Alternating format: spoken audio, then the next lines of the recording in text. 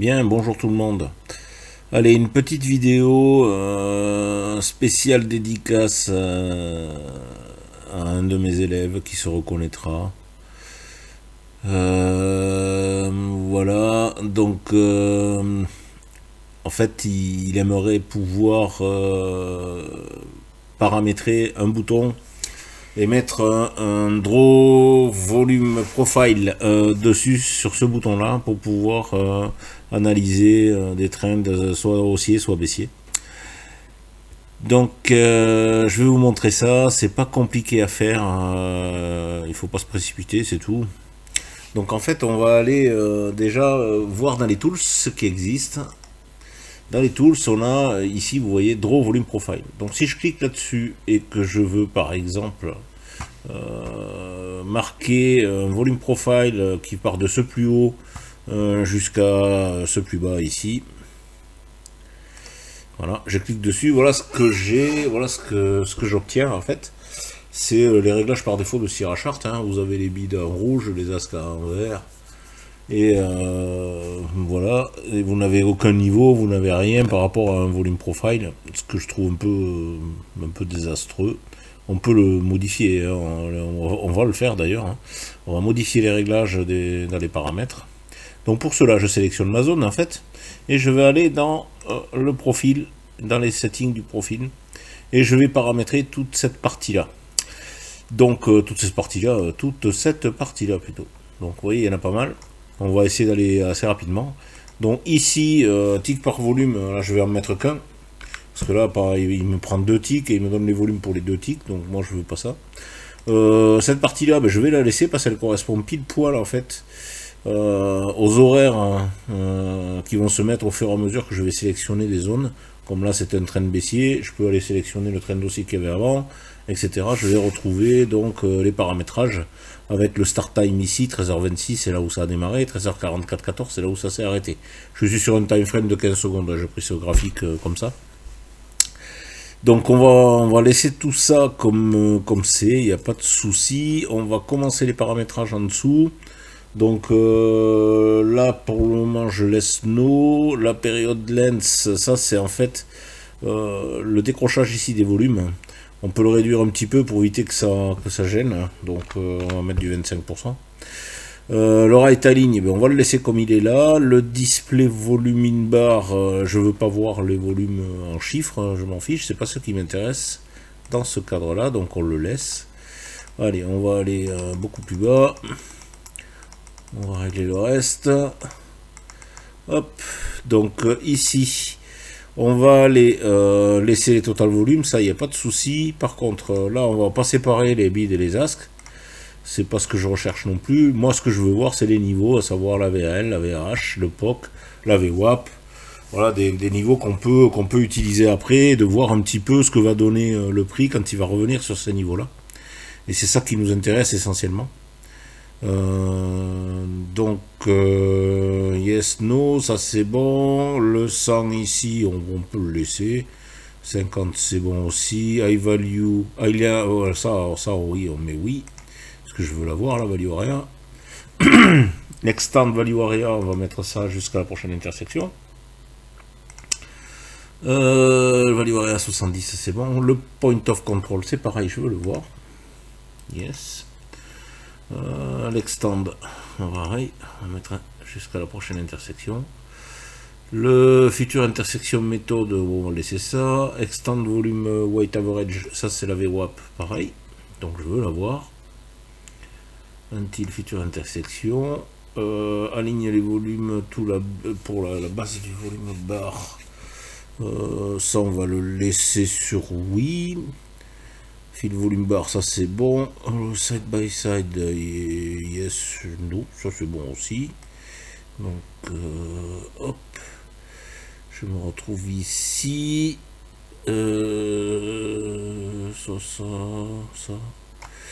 Use define with side by side, ça je vais le laisser aussi, ça aussi. Draw pick and valley, on va les mettre. Donc on va les mettre les pics et les vallées. On va aller voir la sensibilité, pour moi je la laisse comme ça à 10. On va aller align to far right, no, Ça doit être bon aussi. Et le yes aussi. Autoverlap, ouais. I like lonely, no. Extend Peak and Valley, hop. On va les mettre sur Active Feature Intersection. Ça, on le touche pas. Là, j'ai plus rien à régler. Je crois que c'est bon. On va faire appliquer et OK. Bon, là, on voit que les pics et les vallées me bouchent un peu le paysage. Donc, il y en a un peu trop. On va carrément les enlever. Donc, je reviens dans le paramétrage. OK, les pics et vallées, ils sont où? Alors, pick and valley ici. Je vais mettre non. On va voir ce que ça fait. Au début, on va faire qu'avec. Hop, là, je me suis trompé. Non, j'ai dit. Appliquer. Voilà. OK. Donc là, on va regarder ce que ça donne. Donc on a la value area ici qui représente les 70% du volume de cette descente en fait. On a donc le POC qui est ici, la VWAP qui est là, la VAH qui est là, la VAL qui est là. On a pris en compte tous les volumes compris dans ce cadre-là, donc jusqu'en bas ici. Donc tout ce qui est fait après n'intervient pas dans le calcul de ce volume by price. Et on peut s'apercevoir que, regardez la VWAP, quand on revient dessus, en fait, on a une réaction, le prix qui redescend. On a, pareil ici, pour le POC, on s'en approche, hein, on est à quelques ticks. Hein. Donc on est agressif, il y a moyen de prendre un trade. Hop, regardez, hein, ça parle tout seul. Hein. Là, on revient sur le POC volume. Boum, regardez la descente qu'on a derrière. Donc c'est quand même sympa. Donc tous ces traits s'annulent, bien sûr. Hein. Ceux-là, on va les virer. Tous ces traits s'annulent quand on revient les toucher, en fait. Mais regardez, hein, c'est pratiquement au tick près. Hein. Il y a 2-3 ticks au-dessus, c'est tout. Hein. Là, je suis sur le Nasdaq. Hein. Donc on va aller. Il y a encore la VAH qui traîne là. On va aller voir ce que ça a donné, on ne sait jamais. Parce que là, quand même, c'est beaucoup plus tard. Mais bon, pourquoi pas. Alors, oula, non, c'est bon. J'étais remonté assez loin. Regardez encore. Hein. Là, je prolonge mon trait, regardez. Ici, encore cette touchette. Celle-là, elle est pas mal aussi. Enfin, moi, je joue les niveaux qu'une fois. Hein. Mais je veux dire, là, c'était donc du 18h01. Et j'ai dit 13h et quelques pour le premier tracé. 13h, donc ça fait 5 heures après. On a quand même le niveau qui réagit. Il faudrait s'amuser à prolonger les traits pour voir un petit peu ce que ça donne un peu plus tard. Regardez, je prolonge la VWAP. Il y a encore une réaction au bout là-bas. Même si je prolonge celui-là, il est pas mal aussi. Hein. Ça, en état agressif, on peut l'avoir. Donc voilà ce que ça donne. C'est quand même intéressant de pouvoir analyser comme ça les volumes qui sont générés dans des trends haussiers ou baissiers. Donc j'ai pas tout fini là. En fait, ce que j'ai fait, j'ai modifié donc les propriétés là-dedans de mon volume by price. Ce que je veux faire maintenant, je veux affecter un bouton en gardant ces attributs de volume. Ce que je vais faire, je vais aller tracer. Alors, on va appeler ça comment? On va appeler ça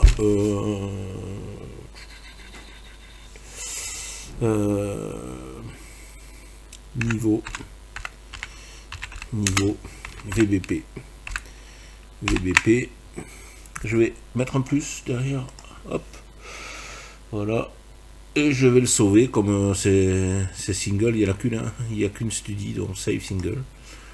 Ok, je dis oui. Niveau VBP+. D'accord. Ok. Et maintenant, je peux l'enlever. Remove. Et appliquer. Voilà. Donc, j'ai plus rien dedans. Mon chart est vide. Je vais aller maintenant affecter donc, ce volume à un bouton. Alors, je vais aller dans Customize Control Bar. Je vais aller dans les Tools, ici. Je vais aller chercher mon Draw Volume by Price. Où est-ce qu'il est? Il doit être plus haut. Où est-ce qu'il est mon Volume Profile? Là, ici. Je fais Add. Donc là, il s'est mis normalement au fond. Voilà, Volume Profile Tools ici. Là, je fais OK. Et je me retrouve avec mon bouton. Bon, il a un symbole. Hein. Vous pouvez lui en donner un autre si vous voulez, mais il a un symbole déjà. Alors, si je clique sur ce bouton, d'accord, et que je viens tracer Allez, cette zone-là, je me retrouve avec l'ancien, que je ne veux plus. Donc ce qu'il faut faire maintenant, on va supprimer ça déjà. On va aller dans ce bouton, donc je vais le sélectionner, je clique à droite, je viens dans Customize bouton, ici. Et là-dedans, je vais aller lui attribuer, je vais y attribuer le niveau VBP que je viens de créer. Il doit être dessous. Niveau Alain. Niveau. Où est-ce qu'il est celui-là? Niveau VBP+, ici, voilà. D'accord. Je vais aller lui donner le 4 par exemple. VBP+. Et on va aller le sauver, l'appliquer et OK. Maintenant que j'ai ce bouton là, bon, je vais sélectionner ma main, on va se balader, on va aller prendre un autre profil, on va aller voir si ça marche. Allez, on va analyser cette montée ici. En fait ça monte depuis un moment déjà. Je préférais une pente assez forte. Ouais, pourquoi pas. Allez, on va aller voir ça. Alors, je prends ça. Je prends la plus basse ici, la plus haute ici. Bon là je suis en... ça fait même pas une minute, si quand même. C'est pas tellement faisable. On va changer de time frame, ça sera plus facile. Hop, hop, on va se mettre en 5 minutes. 5M.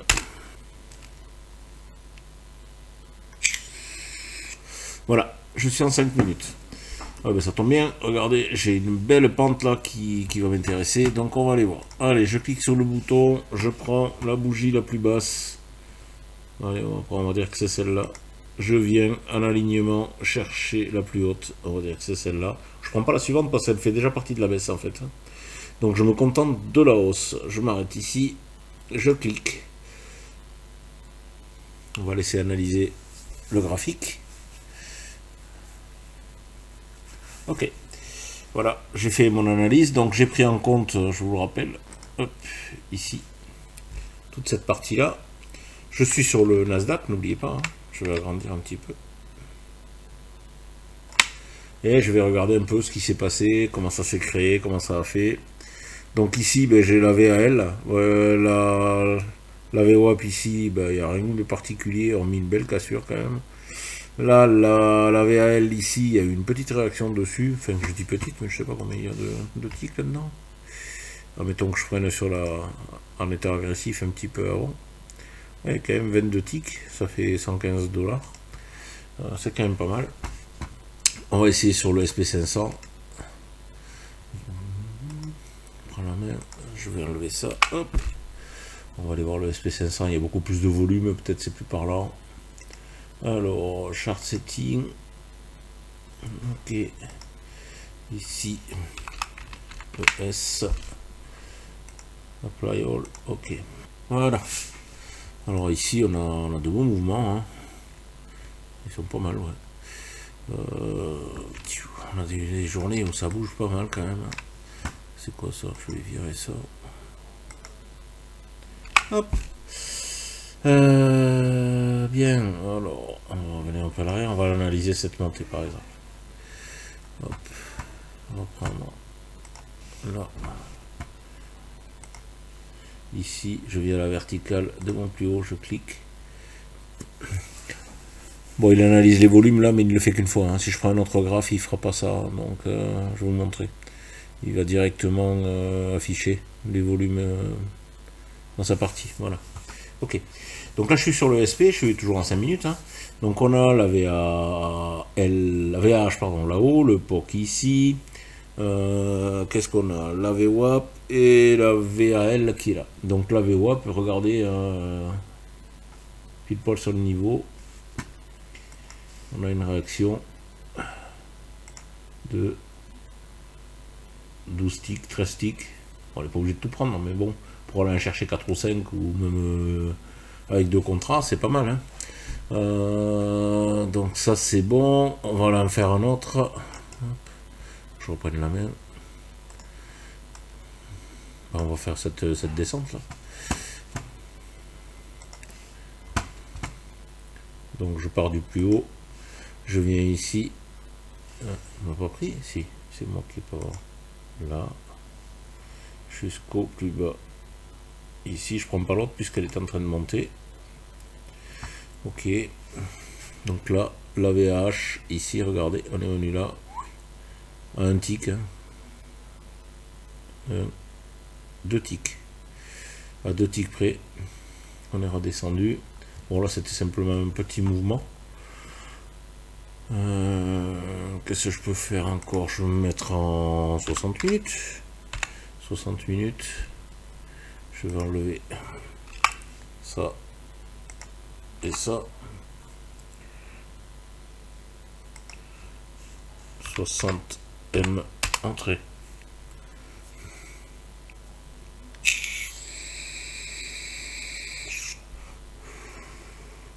Ok. Donc là, des bougies d'1 heure. Hein. Donc c'est assez caractéristique. On va aller traficoter un peu tout ça là. On va essayer de prendre toute la montée ici. Allez, on y va. Donc je prends pas cheval sur plusieurs journées. Hein. Je prends de là en fait. Je vais m'allonger jusque. On va essayer jusqu'ici. Voilà. On va laisser faire. J'ai changé de time frame, donc automatiquement il recalcule les volumes. Si vous restez après sur le même time frame et que vous en calculez d'autres, vous changerez pas de, vous n'allez pas recharger. Alors, donc je vous rappelle ce que j'ai pris. Hein. Je sélectionne, j'ai pris tout ça. Donc tout ce qui arrive après, en fait, n'est pas compris dans le graphique. Donc là, le POC volume ici, avec la petite montée qui est là. Donc là, il y a quand même pas mal de taf. Voilà, 69 volumes, 69 ticks, pardon, 345 $. C'est pas mal. La VWAP, ben, elle n'a pas marqué le niveau ici. Celle-là, ben non, elle est comprise dans le calcul en fait. Ici, la VAL, oui, il y a un drawdown qui est quand même important. Hein. Mais par contre, après, on a une belle réaction. Si on considère bougie clôturée, on est encore bon. Là, on a 86 ticks. Si on va jusqu'au plus haut, on en est à 146. Et ici, vous êtes à 18 ticks de drawdown. Si vous allez chercher prendre le trade quand on repasse par-dessus, quoi, en fait. Voilà. Donc, je voulais vous montrer ça. Je ne m'étale pas plus. J'espère que mon élève se reconnaîtra, qu'il en profitera. Et c'est pas compliqué à faire. Vous pouvez faire ça pour tout un tas de boutons, de tools aussi là-dedans. Hein. Vous pouvez aller mettre tous les tools que vous voulez et les configurer comme vous voulez. Bien, écoutez, je vous souhaite une bonne continuation, de bons trades et à très bientôt pour une prochaine vidéo. Merci de votre écoute. Abonnez-vous si vous n'êtes pas abonné. Mettez-moi un petit pouce, c'est sympa, ça fait plaisir. Et à très bientôt. Au revoir.